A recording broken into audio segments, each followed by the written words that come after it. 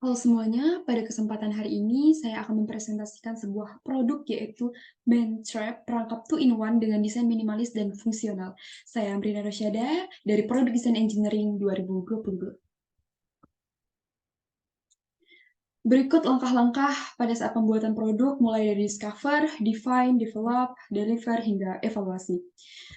Selanjutnya pada tahap discover itu latar belakang pemilihan segmentasi berupa pengguna didasarkan atas permasalahan yang timbul pada pasar, khususnya pasar tradisional.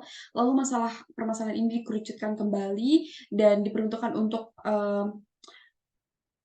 pedagang pasar yang memiliki permasalahan dengan hama pasar seperti tikus, kecoak, dan lalat.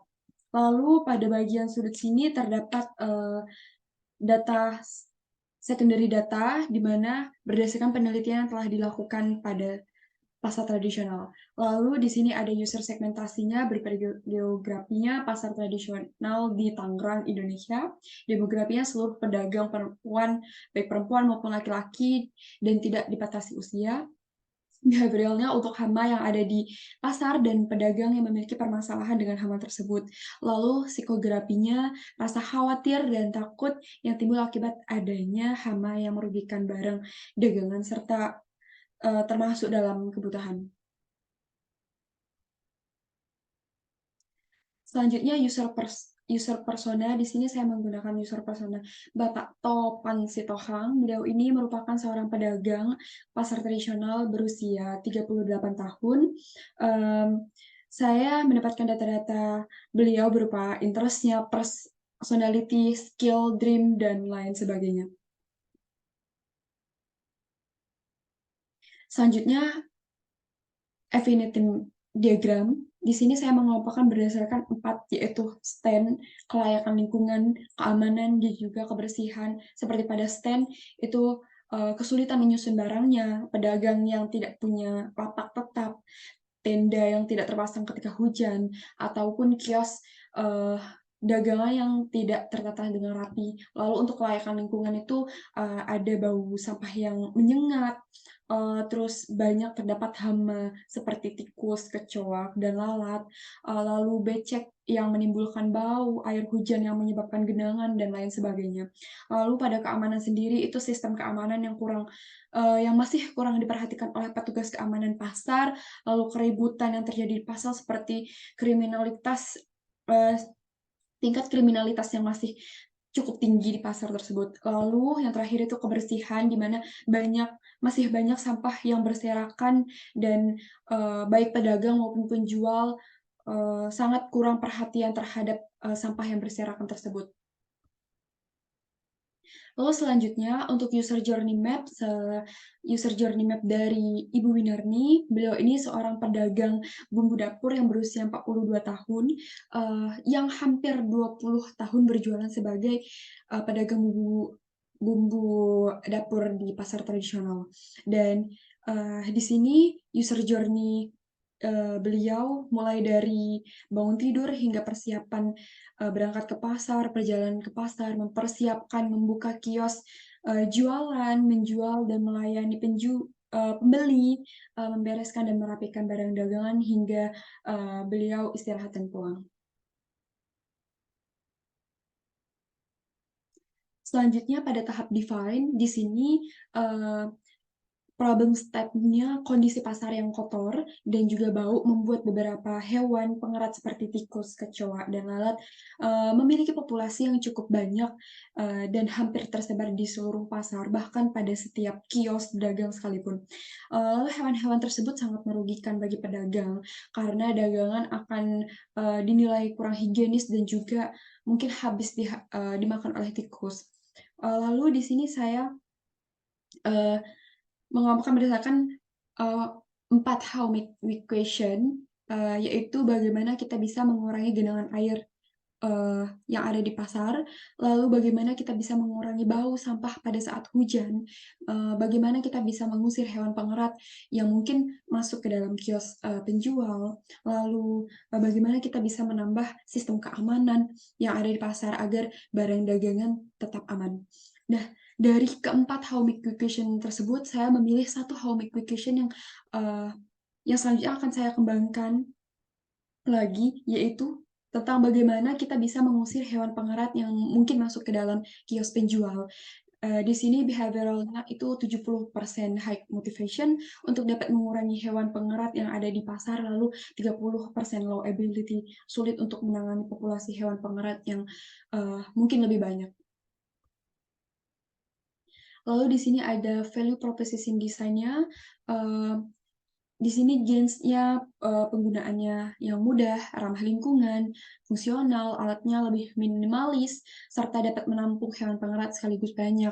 Lalu gens kreatornya itu ruang yang muat banyak, sistem charging, terdapat indikator LED yang lebih bisa memudahkan pengguna, alat dapat dilipat jadi lebih menghemat tempat. Lalu pains-nya itu rasa khawatir pedagang akan kebersihan barang dagangannya, banyaknya hewan pengerat, hama pasar, lalu hewan pengerat yang mengganggu barang dagangan, kesulitan dalam mengurangi atau mengusir hewan-hewan tersebut.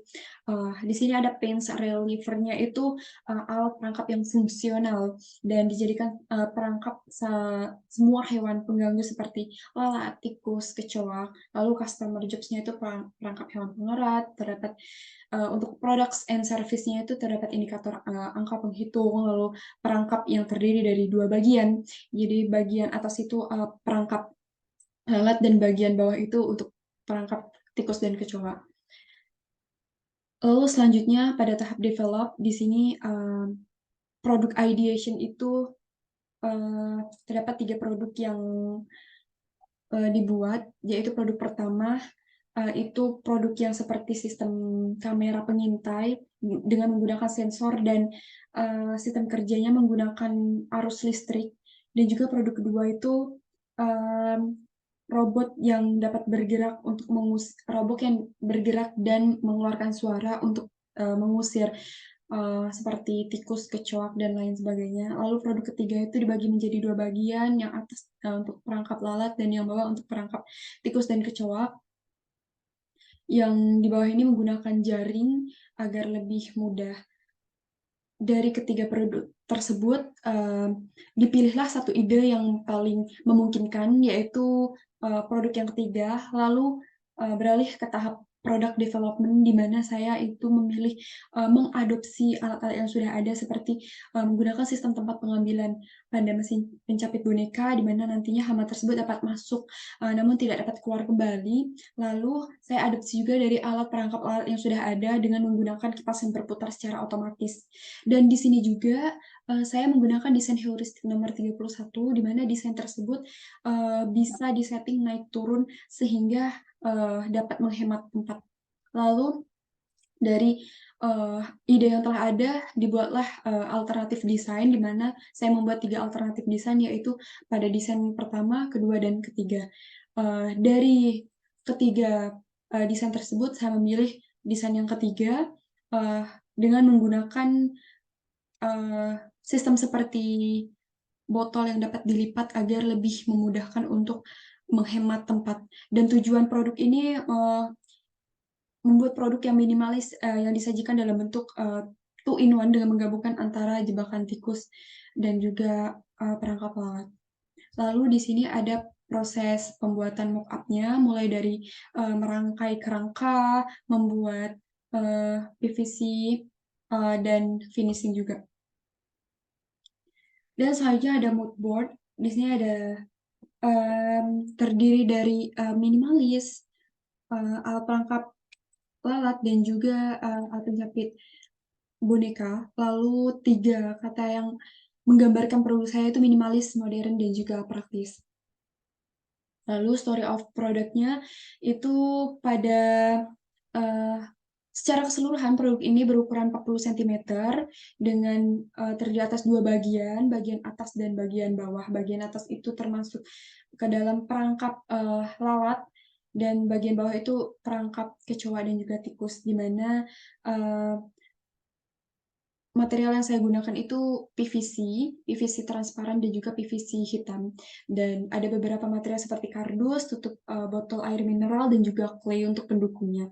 Lalu produk ini bisa dilipat bisa dinaik turunkan sehingga bisa menghemat tempat dan, keunggulan dari produk ini sendiri, eee, karena jika dilihat dari, alat perangkap yang sudah ada, itu kita bisa meminimaliskan bau bangkai yang ditimbulkan dari, baik itu kecoa ataupun tikus yang sudah mati sehingga, saya desain produk ini dengan tertutup, tapi, produk ini keunggulannya bisa dibongkar pasang sehingga lebih mudah untuk dibersihkan.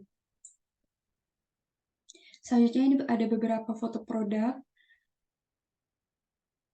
dan perceptual mapping itu, mmm, kalau di perceptual mapping itu kedudukan produk saya lebih, more efektif dan juga, simpel.